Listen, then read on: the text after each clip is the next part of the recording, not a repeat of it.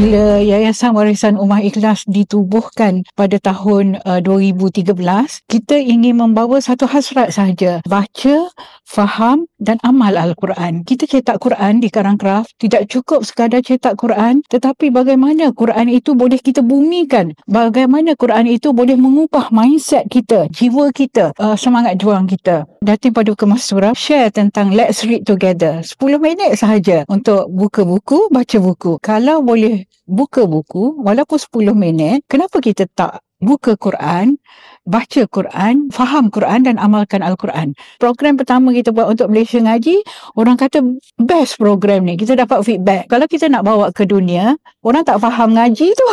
Jadi tu yang kita come out dengan Quran Hour. Jadilah pada hari ini dah tahun ke-10, satu dekad, World Quran Hour. Target kita adalah orang dari sebawah-bawahnya sampai yang paling atas.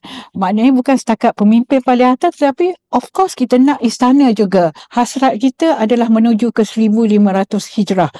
Target kita tahun 2076 untuk kita mengqurankan bangsa, mengikhlaskan ummah. Sehingga sekarang kita dah capai di social media reach 7.72 bilion. Di Malaysia lebih 10,000 tempat sebenarnya lokasi. 313 lokasi di 76 buah negara. Al-Quran bukan sekadar dibaca di masjid-masjid, di tikar semayang macam tu. Tetapi Al-Quran perlu hidup di meja mesyuarat. Al-Quran perlu memimpin organisasi. Al-Quran perlu menuntun organisasi. Alhamdulillah sebenarnya 10 tahun lepas ketika kita bermula bersama media, dia bermula dengan kefahaman yang jelas. Ya. Ada satu garis yang menyatukan kita, iaitu apabila kita buat kerana Allah. Kita harap perkara ni di pick up. Bukan setakat baca Quran macam tu, tetapi misi lebih besar adalah membentuk karakter warga dunia yang lebih hebat lagi. Quran adalah untuk semua.